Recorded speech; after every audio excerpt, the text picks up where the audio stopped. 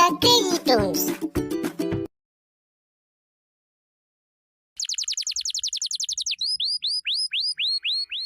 शहर से थोड़ा दूर नेशनल हाईवे पर एक छोटा सा ढाबा है। बोर्ड पर लिखा है शेरू भाई का मटन ढाबा।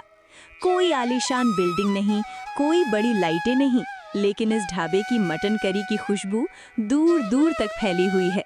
लोग इस ढाबे के स्वाद के दीवाने हैं और इस स्वाद के पीछे है शेरू भाई की ईमानदारी और मेहनत। शेरू भाई मटन करी को हिलाते हुए खुश होकर मुस्कुराते हैं। छोटू भाग भाग कर काम कर रहा है। भाई वाह, क्या मटन करी बनाई है शेरू भाई। खा कर तो मजा ही आ गया। मन करता है कि खाता ही रहूं, पर क्या करूं, पेट भर चुका है। सब आप लोगों का प्यार है। मैं तो मटन बस देशी और बेसिक से मसालों में ही बनाता हूँ। बस भगवान की कृपा है। मेरे लिए 2 प्लेट और पैक कर देना, आज घर पर भी लेकर जाऊंगा। ठीक है भाई साहब, अभी पैक कर देता हूँ। ऐसे ही सब शेरू के यहाँ मटन करी खाते और खुश होकर अपने घर के लिए भी 2-4 प्लेट पैक करा कर ले जाते। शेरू के ढाबे में हमेशा भीड़ लगी रहती।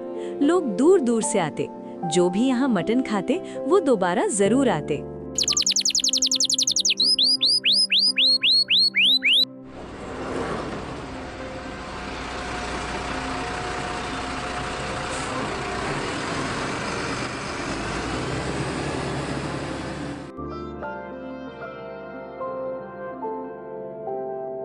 अरे बहुत अच्छा खुशबू है।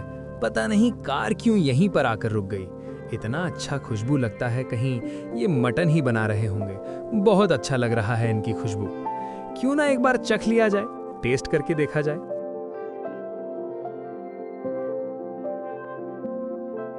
अजियो भैया, मटन है क्या? जरा हमें भी तो चखाओ।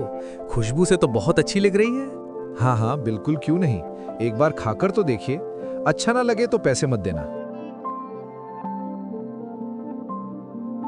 शेरू भाई उस युवक को मटन करी देता है। मटन करी खाते ही वो युवक शेरू भाई से कहता है, भाई वाह, मजा ही आ गया। मैंने आज तक ऐसी मटन करी कहीं पर भी नहीं खाई। क्या जादू है आपके हाथों में, मजा ही आ गया। बस भाई साहब, आप ही लोगों का प्यार है जो मटन कली को और भी अच्छा बनाता है। इतना कहकर वो व्यापारी अपने कार में बैठकर वहां से चला जाता है। पर जाते जाते उसने अपना बैग वहीं पर भूल जाता है। शेरू भैया, वो व्यापारी शायद अपना बैग यहीं भूल गया है। जरा खोल कर देखो तो। अरे छोटू, इसमें तो बहुत सारे पैसे और कुछ कागजात है। लगता है उस व्यापारी का बहुत ही जरूरी कागजात है। इसे संभाल कर रख दो। वो बेचारा ढूंढते ढूंढते जरूर आएगा। जब आएगा तो हम उसे ये बैग लौटा देंगे। पर छोटू के मन में पैसे देखकर लालच आ जाता है और वो कहता है, पर शेरू भैया, क्यों ना इस बैग को हम रख लें। वैसे भी वो आएंगे तो हम कह देंगे यहाँ अपने बैग नहीं छोड़ा है। नहीं छोटू, इस तरह दूसरों का सामान रख लेना अच्छी बात नहीं है। ये गलत है। हम मेहनत करते हैं और मेहनत का ही खाते हैं। ये गलती कभी भी जिंदगी में मत करना। अब जाओ, इस बैग को संभाल कर रख दो। जब वो वापस आए तो दे देना। ठीक है शेरू भैया, मैं इसे संभाल कर रख देता हूँ। शेरू छोटू से कहकर बैग को संभाल कर रखवा देता है और इधर व्यापारी अपने घर में बैठकर याद करता है कि बैग उसने कहाँ छोड़ी। अरे मैंने वो बैग कहाँ रख दिया, कहाँ भूल कर आया हूँ। शायद ढाबे पर तो छोड़कर नहीं आया। मुझे अभी जाना होगा, नहीं तो किसी और का हाथ लग गया तो मेरा बहुत नुकसान हो जाएगा। नहीं, उसमें मेरी बहुत ही जरूरी कागजात है। चल जाकर दिखाता हूँ। इतना कहकर व्यापारिक ढाबे की ओर फिर से निकल पड़ता है। ढाबा मालिक, क्या आपको यहाँ कोई बैग मिला? उसमें मेरी व्यापार के पैसे थे और कुछ जरूरी कागजात भी थे। हाँ साहब, हम आपका ही इंतजार कर रहे थे। आपका बैग सुरक्षित है। शेरू भाई छोटू को बुलाकर व्यापारी का बैग उसे लौटा देता है। तभी व्यापारी के आंखों में आंसू आ जाते हैं और कहते हैं,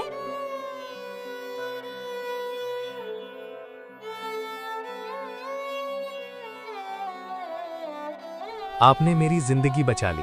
आप नहीं जानते ये पैसे और ये कागजात मेरे लिए कितने जरूरी था। ये लीजिए 10,000 रुपए इनाम। नहीं साहब, मैंने सिर्फ अपना कर्तव्य निभाया है। तो मैं आपके लिए क्या कर सकता हूँ? बस एक प्लेट मटन करी खा लीजिए। शेरू भाई, आपका दिल कितना बड़ा है। लाइए, एक प्लेट मटन करी में खाकर ही जाऊंगा। शेरू भाई व्यापारी को एक प्लेट मटन करी दे देता है। व्यापारी मटन करी खाते ही वहां से अपने काम की ओर निकल जाता है।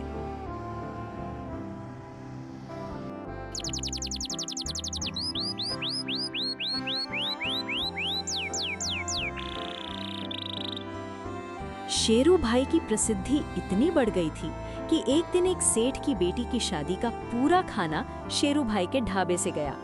खाना इतना स्वादिष्ट था कि पूरे शहर में चर्चा होने लगी। अब हर कोई कहने लगा, अगर असली मटन खाना है तो शेरू भाई के ढाबे पर जाओ। और सबसे बड़ी बात, वो आदमी बहुत ईमानदार है। भाई वाह, क्या अरेंजमेंट किया आपने। और ये मटन तो लाजवाब है। जी शुक्रिया, मैंने खुद शेरू भाई का नाम सुनकर ही इन्हें यहाँ मटन करी का ऑर्डर दिया था। पार्टी में सब बहुत चाव से शेरू भाई का मटन खाते हैं और शेरू भाई का तारीफ किए बगैर नहीं रह पाते। शेरू भाई भी बहुत खुश था और सेठ जी भी।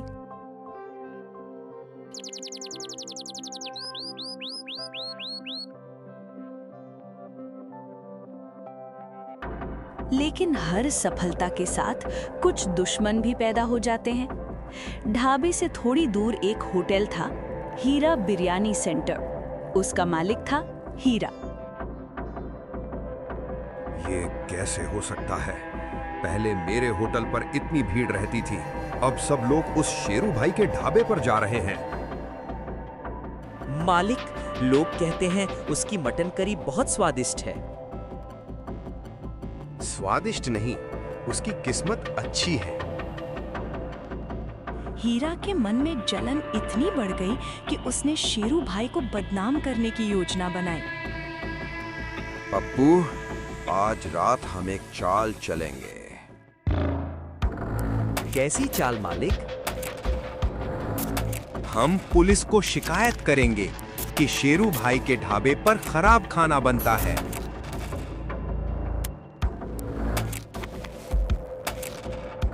उसके बाद वो दोनों शाम को पुलिस स्टेशन चले जाते हैं। अगर तू सच कह रहा होगा तो ठीक है, और अगर कहीं तूने झूठ बोली तो इसका परिणाम तुम्हें भुगतना पड़ेगा। मैंने भी उसका मटन करी के बारे में काफी चर्चाएं सुनी हैं। मैं सच कह रहा हूं इंस्पेक्टर साहब, आप चाहे तो मेरे नौकर से पूछ सकते हैं। हाँ हाँ साहब, मैंने भी देखा है। वो बासी खाना खिलाता है और उसके खाना में कुछ मिलाता है। मुझे लगता है कि कुछ नशीली सामान डालता होगा। तुम चुप रहो, ये काम हमारा है। वो खाने में क्या मिलाता है या क्या नहीं मिलाता, ये सब कल पता चल जाएगा। तुम लोग अभी जाओ, हम कल पहुंचते हैं।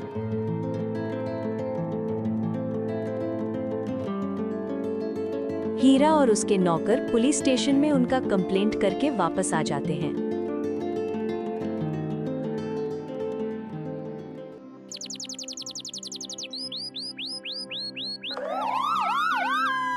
अगले दिन पुलिस ढाबे पर पहुंच गई।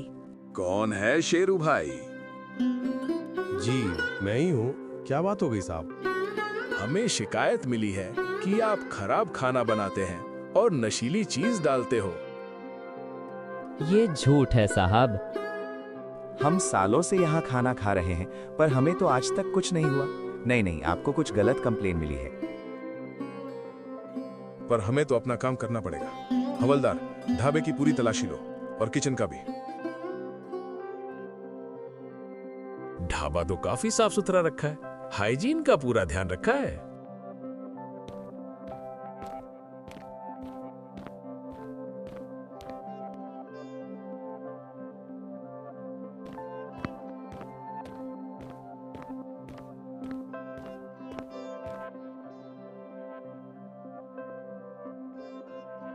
ये क्या है?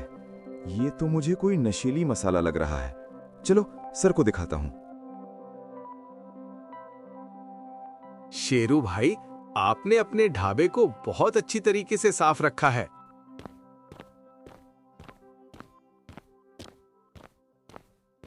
सर रुकिए, मुझे ये कुछ मिला है।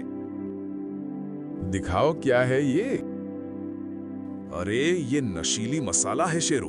तुम्हारे ढाबे में ये क्या कर रहा है? क्या तुम इसका इस्तेमाल करते हो? नहीं सर, मुझे इसके बारे में कुछ भी नहीं पता। ये मेरे ढाबे पर कहां से आया, मैं इसके बारे में कुछ भी नहीं जानता। तुम्हारे ढाबे पर मिला है और तुम्हें ही कुछ पता नहीं? सच में मुझे पता नहीं है सर।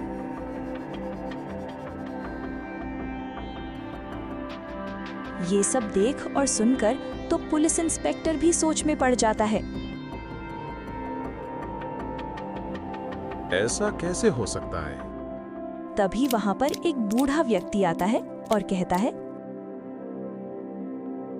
रुक जाइए साहब, मैं सब सच सच बताता हूँ, कौन दोषी है और कौन नहीं। ये सब सुनकर हीरा की धड़कनें तेज होने लगी। सर कहाँ आप इस पागल भिखारी की बातें सुन रहे हैं? ये तो दिन भर इधर उधर मांगता फिरता है। तुम चुप रहो। कहिए बाबा, आप क्या जानते हो? क्या कहना है आपको, बताइए। साहब, मैं गरीब भिखारी हूँ। दिन भर यहाँ से वहाँ घर घर जाकर मांग कर अपना गुजारा करता हूँ। पर कल रात को मैं जब गांव के पेड़ के नीचे आराम कर रहा था, तब मुझे एक आवाज आई।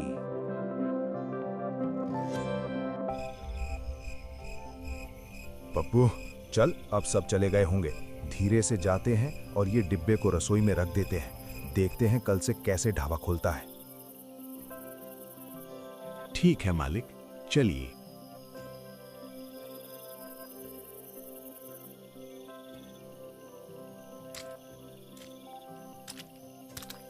ये सब सुनकर मैं भी उनके पीछे धीरे धीरे चला गया।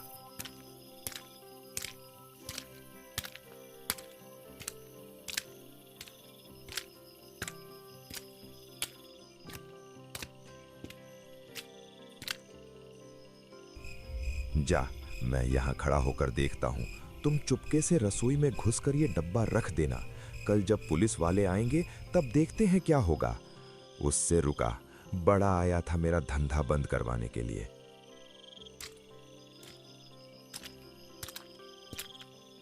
मैं वहां एक पेड़ के पीछे छुपकर ये सब देख रहा था।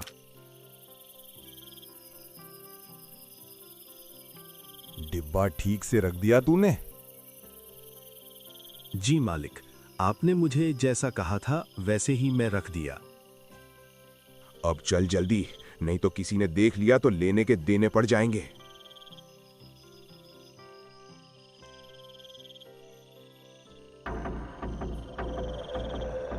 जैसे ही वो दोनों वापस जाने के लिए पलटे, तब उनका चेहरा दिखा।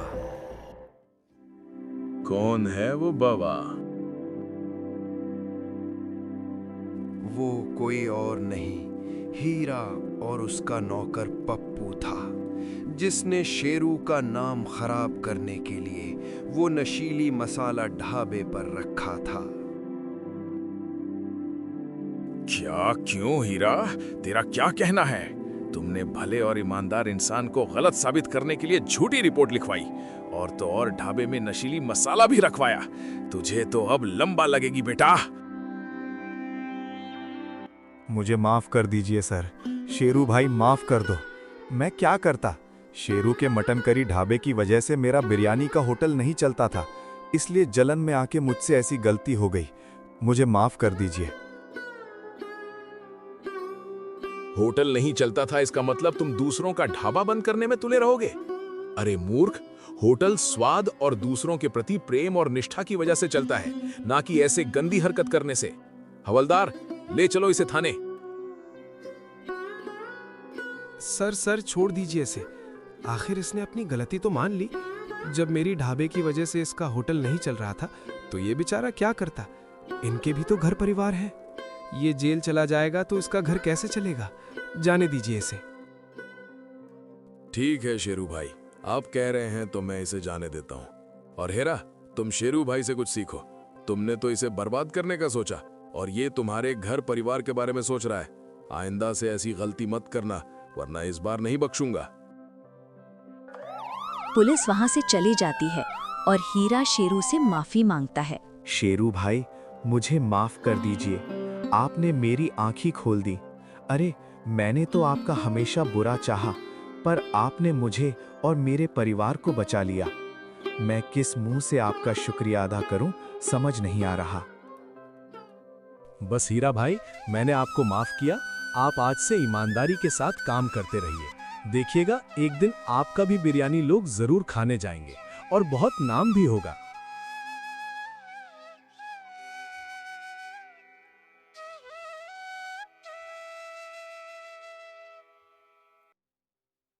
ऐसे ही मजेदार कहानी देखने के लिए हमारे YouTube channel the crazy Toons को सब्सक्राइब करें। और कहानी अच्छी लगी हो तो वीडियो को एक लाइक और कमेंट में कैसी लगी जरूर बताएं।